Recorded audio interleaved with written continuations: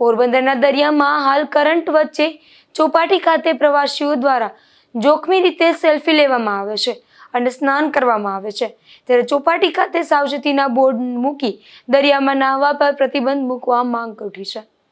પોરબંદરમાં હાલ દરિયામાં કરંટ જોવા મળી રહ્યો છે અને લોટ જેવા મોજા ઉછળી રહ્યા છે, ત્યારે ચોપાટી ખાતે આવેલા પ્રવાસીઓ દરિયા નજીક સેલ્ફી લેતા અને સ્નાન કરતા નજરે ચડે છે. દરિયો તુફાની બન્યો છે અને તેની નજીક જવું પણ જોખમી છે.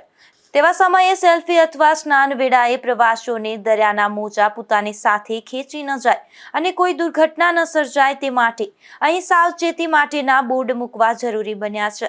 ગત વર્ષે પણ અહીં દરિયામાં તણાઈ જતા યુવાન મોતને ભેટ્યો હતો.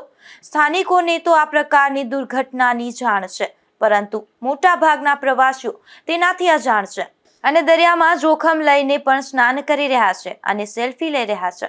ચોપાટી ઉપરાંત રંગબાઈ અને માધોપુરના દરિયાકાંઠે મોટી સંખ્યામાં પ્રવાસીઓ ઉમટી પડતા હોય છે. તેવા સમયે ચોમાસાના સમયમાં દરિયા નજીક ન જવું અને દરિયાના પાણીમાં ઊભી રહી અને સેલ્ફી લેવી તે જોખમી છે તેવા સાઇન બોર્ડ મૂકવા માંગ ઉઠી છે.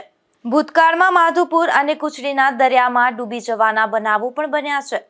મુંબઈમાં ચોમાસાના સમયમાં વિવિધ બીચને જોખમી પોઈન્ટ તરીકે અલગ તારવી આ જગ્યા ઉપર સેલ્ફી લેવા કે વિડીયો ઉતારતા પર્યટકોને દરિયા કિનારાથી દૂર રાખવા પોલીસ બંદોબસ્ત ગોઠવવામાં આવે છે.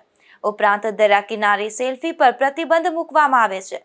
તે રીતે પોરબંદરના પણ આવા જોખમી પોઈન્ટ ખાતે અમલવારી કરવા માંગ ઉઠી છે. નિપુલ પોપટ સાથે અશોક થાનકી, ગુજરાત ન્યૂઝ, પોરબંદર.